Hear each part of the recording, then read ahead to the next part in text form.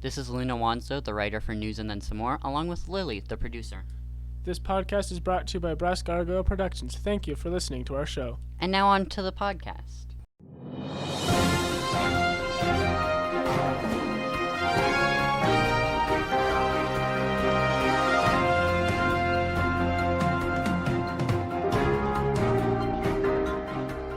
Good morning, this is Samuel Moss with the 7 o'clock GTA News for February 3rd, 2020. Before I start, it is a busy day at the office. You will not hear any background noise, but my assistants Carla Vandor and Paul Cadiff may bring in some more reports through this recording. Anyways, today the coronavirus outbreak in China causes struggles for Canadians to return home as a plan is underway. Toronto Maple Leafs lose to Florida Panthers, a plane has emergency landing, and more. First, breaking news on the coronavirus outbreak as the Canadian government struggles to bring Canadian residents back home as we wait on China to approve the manifest of people on emergency flights. The flights are monitored by Canadian Armed Forces medical team, so if a passenger falls ill for any reason, they will be escorted to an isolated part of the plane and treated. They are screened before they take off and once they land in Canadian military base in Trenton, where they will be isolated for 14 days. The Canadian government warns people to avoid non-essential travel for the time being, and the health board tells you to not be afraid, but to be sure to wash your hands. On to sports. The Toronto Maple Leafs lose 5-3, and I lose $400. The Kansas City Chiefs won the Super Bowl against San Francisco 49ers 31-20 yesterday.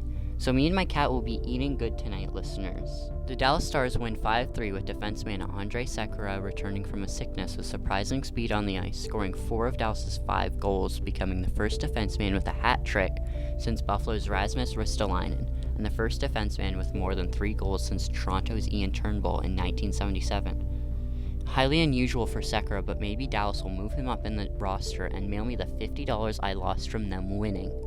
A scary moment at Little Caesars Arena in Detroit after the Red Wings fell to the Philadelphia Flyers 3-0.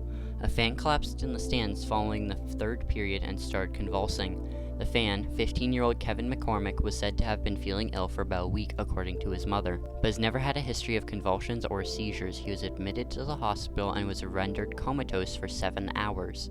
Aside from some shock, the boy seems no worse for wear. Health options are being discussed with the family regarding any potential surgery or medication. We'll report on any further developments. An emergency landing was made by Flight 289 of 136 people, coming from England to Vancouver, BC. The flight was forced to land in Toronto due to a medical emergency of a man collapsing and screaming on the floor of the aisle. The plane landed 10 minutes later as the man continued to scream about back pain. The flight attendants took care of the man, but he was swiftly escorted off of the plane by emergency officials upon the plane's landing. No further news on the man's condition, possibly more later. A landslide traps hundreds in a ski resort at Sasquatch Mountain, east of Vancouver. One-way traffic has just now been opened by officials. They've been stranded since Friday when a landslide took out a section of the only road in and out of the area. Many were escorted out by a guide vehicle, and some have even paid for a helicopter out. Officials say it may be a week until it is cleaned up. And now traffic. The QEW is quite gridlocked and slow moving, but there doesn't appear to be any accidents, just Monday morning traffic. The 403 westbound is narrowed to one lane between Markham and Vaughan due to a 6-car pileup, the result of a transport truck changing lanes and pushing into the side of a small car. First responders are on the scene and the driver of the truck is being questioned. As of yet, there are no deaths and 4 injuries, but nothing too harsh. We'll report back with any more information as it comes in. The weather for the week is cold for most of it, but today is +6 and tomorrow will be negative.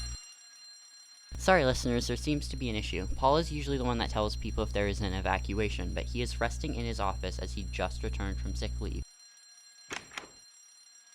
There's a fire coming from Paul's office. Everyone evacuate please in a calm and orderly fashion, and once outside, please remain calm.